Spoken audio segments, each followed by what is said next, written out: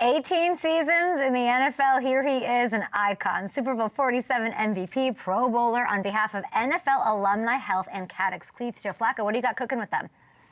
Oh my goodness! Well, I've been wearing their cleats for the last 2 years now, and listen, I think it's something big. I think there's so many young kids playing sports in this country and all over the world, and one of the biggest things that you look at these days is just health and safety. And I think this is one of those next things that's going to, allow guys to play longer and harder. And, let's see that next generation come up through the ranks. 18 years to get a Pro Bowl nod, my friend. What gives? What is this? Well, you know what? I mean, obviously this is a weird year and there's so many people that kind of always end up getting a chance at it. You never know with these things. I mean, for some reason, my career, I think, has picked up some steam over the last 3 years, and I've probably been more in the public eye the last 3 years than I have any other year of my career. But, there was also some things going on earlier in my career, having babies and things like that right around this time of the year. So it was like, not necessarily convenient for a couple times. And now that I have kids that are kind of, I mean, my oldest is 13 years old. I have a picture last night of my 12 and 13-year-old with Jahmyr Gibbs. My 12-year-old's, absolutely obsessed with him. And, like to have those kind of moments at this point in my life and, for them to be able to enjoy it makes this a little bit extra special. I think it's cool that you're there, that you wanted to be there. 18 years in, you can sort of, I mean, there's all this talk about what the Pro Bowl is and isn't and like what it mattered to you to go. There's nothing in it for you other than like embracing moments. It's very cool. Yeah, no, it's neat. I think anytime, I think the more mature you get, you try to say yes to as many things as you can and just keep yourself in the moment and enjoy it for what it is. And I think this is one of those weeks / long weekends where you kind of, you get to enjoy some other players and be around some guys that you haven't met before and have fun with it. Joe, you're saying it's very funny because it's almost like you don't know the answer to what has gone on these past couple of years where you're like, I'm more popular, I'm in my bag. Like, you are 41, you are electric with Cincy, a team that I know and love and is very close to me. Like, what gives? What is that? How would you answer your own question? It's tough. I think, listen, the good thing about being in Cincinnati was the locker room was able to embrace me pretty quickly, and they got some really good players and some really good coaches that allowed my transition to happen so seamlessly and allowed me to feel part of that locker room, that I was able to go out in the field and just at least be myself and not worry about too much other than that. And I think when you can do that, then you give yourself at least a chance. But throwing to T. Higgins, Jamar Chase, handing off to Chase Brown, that wasn't too bad of a gig. So, what did you learn about Joe Burrow? Listen, Joe I learned it was a lot of fun to be in a room with him. Be a part of that quarterback room. And then I think we all know we've been watching him play for long enough now. We kind of know what his ability is about, but his ability to just play at his own pace and, not let the game speed him up. That's kind of what you see when you tend to see really good quarterbacks, and to see it up close and personal was definitely kind of confirmed those things. He's able to play at his own pace, not allow the defense to speed him up. And then obviously he has that ability to make the off-schedule play when the initial thing isn't there. It's funny, you say fun, like that's something that's not the word I would think. Every time I've ever been around him in a game atmosphere, like off-season, like if I see it, he's so intense. And it's like, man, every practice is like a Super Bowl when it comes to him. So it's interesting to hear that fun thing. Well, he's an interesting guy, and I think quarterback rooms are, I think, unique in terms of the National Football League because you have one guy that you're truly preparing. And even though you think about the quarterbacks as like this group of guys that's like just constantly preparing, we probably have a little bit more free time in our meetings than any other position group. So we get to kind of, you get to shoot the breeze, I guess, and talk about things other than football a little bit. And, he's interesting enough that, not enough, but he's interesting. So, and then you get each one of us kind of rolling on a different topic, and you get to learn a lot about people. And I also do think that that's a place that he's comfortable with. He's comfortable in that room with the people that were in there. And even though I was a kind of a new guy showing up, I think he was able to, he's able to be himself in that environment, as we all are. It's a good spot to just kind of let it loose and kind of talk about whatever at times. And throughout the course of a week, and then throughout the course of 15 weeks, you just build that, you build those relationships and you have a lot of fun together.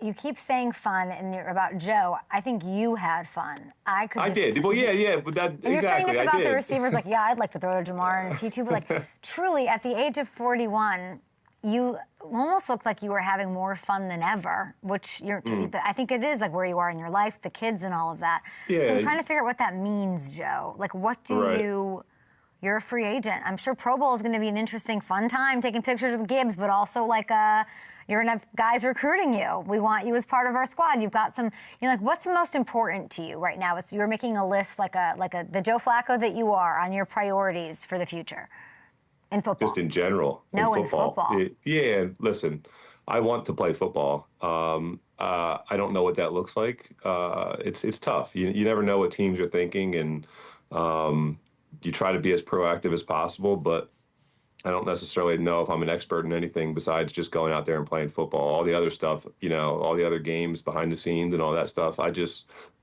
I have no clue when it comes to that. So I'm kind of going to sit around and just do what I know, which is get back to working out and keeping myself in shape and ready to go. I would still, as always, like a chance to go play meaningful football and win football games.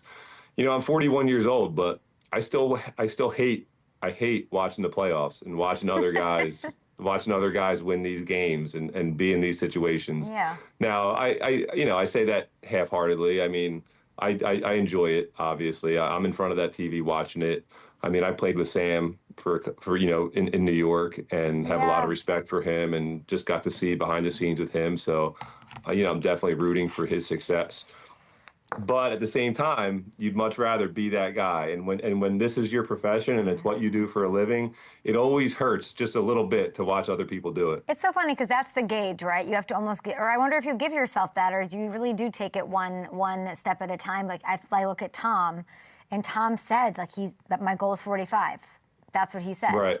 And then you have other, people who maybe gauge it like what I think I'm hearing from you, which is like, I still get pissed. I want to be out there.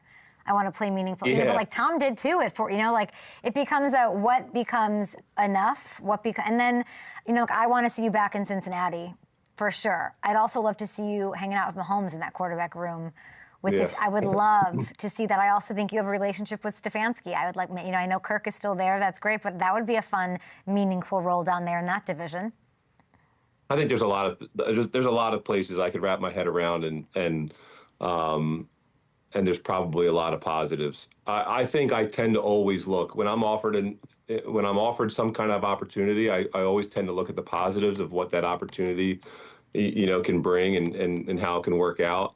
I honestly hope that this year I'm able to look at some of the negatives and maybe be a little bit more selective if that chance comes up. But you never know. I might not be able to be selective at all. I might get one opportunity and try to find a way to make it look like a good opportunity. But I mean, listen, there's definitely a handful of places that have huge upside, and I know I can go and enjoy myself for a year and get to be a part of another great locker room. And you deserve that agency to sort of make those decisions as you get wined and dined here at the Pro Bowl, which I love to see.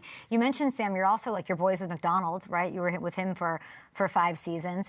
What would you tell Sam? Or have you talked to Sam? Will you talk to him ahead of this game, give him any kind of text? No. I'm sure he's getting just, hit by so many different Joe. directions. He won a Super, I know, but I mean, I was with him for 1 year. I congratulated him after the game, after the NFC Championship game. I mean, I think everybody's experience by the time they get to this game is a little bit different. Like, I got there in my 5th year, but we had been close a couple times, and we had been tested as a team, for a few years. I just remember by the time we got down to New Orleans, man, we were at, I just felt like we were in such a groove and at such peace with what was going on that we were able to truly go out there and just be in the moment without even trying to. We weren't even thinking about it. We just knew we were going to go win that football game.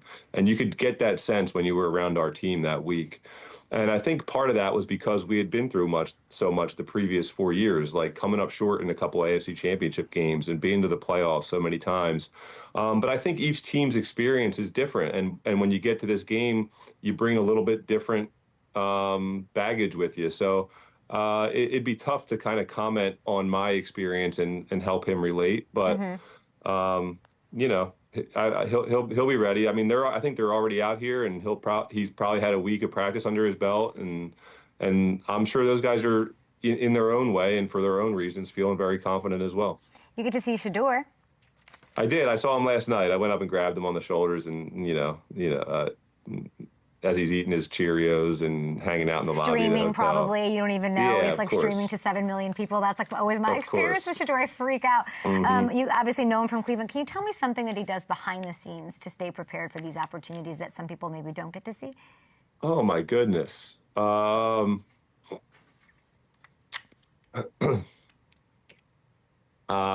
It's so tough. Like, I think what Shedeur does is, man, he's like very confident in who he is. And I think that's what serves him.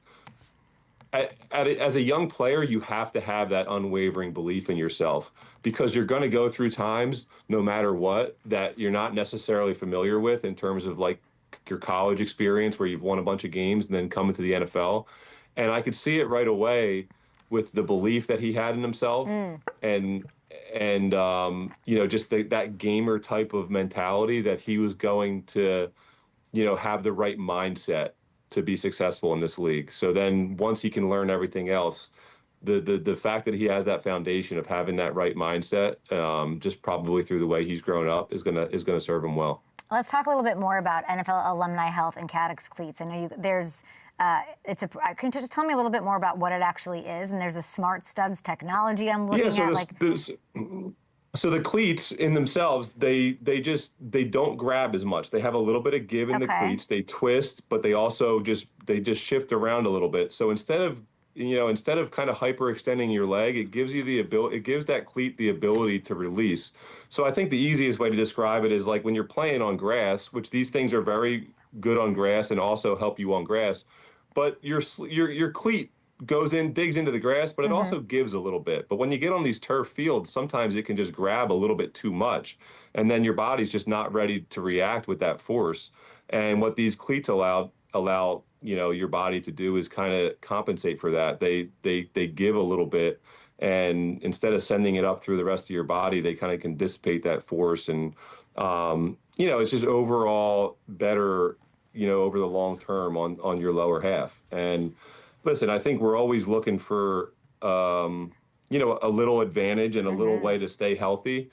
And for me, the biggest thing about these cleats for me is that it's a normal cleat. As if you didn't tell me anything and I just wore these cleats and I felt comfortable in them, I would just think you gave me a normal pair of cleats. And I think that's the thing that's really big about this, is when you talk about it, it's not like you're going to notice any difference wearing them. Which is like a disaster, right? Like for a player of creature habits, somebody in the league 18 years, you're like, I'm not changing now. So I think it means a lot that you, at your tenure, are like, let's go. Yeah, that's one of the biggest things. I think if you handed these to guys and there was going to be a learning curve with it and you were going to feel different, I don't care if you proved that there was going to be an 80%, decrease in injuries. I think guys would have a tough time wrapping their heads around feeling unstable on their feet. But that's not what this is. This is everything you get with a normal cleat. And as long as you feel comfortable, I mean, everybody has their differences in terms of how cleats fit and all that. But I mean, that can be ironed out. The technology is in the bottom of the cleat, and this feels like a normal, good traction cleat. And other than that, you just get the added benefit of peace of mind that you're going to go out there and you're doing something that's a little bit extra to take care of your body. Take care of your knees, take care of your ankles. That's right. Non-contact stuff as well. So CADDIX.com, everybody, for that Pro Bowl rookie, Joe Flacco. I never knew I would be a rookie again, but there you go. You got to be on TV, my friend. I don't know. What are you talking I don't know about that. I'm going to resist hard. I'm going to resist hard. I hope you guys don't get me, but we'll see. Joe, it is so inevitable, I can't even tell you. You have. You sound You sound like do my it? wife. My wife's trying to kick me out and get me to do it. So. She wants you to live your best life. Wear a suit, That's right. clean it up, put a little hair gel in, That's right. You're that, yeah. Keep saying that so people, I see the game you're playing. Free agent, we got a TV maybe future. it always does work that way. Yeah. When you truly don't want to do something, somehow it works out to be an advantage to you. And then you gotta, of course, mark the time in the calendar for your Phillip Rivers comeback in about 4 to 5 years. All right, Joe, you're the absolute best. Enjoy Super Bowl week. Enjoy the Pro Bowl. All right, thanks, Gabe. We'll see you. Appreciate you.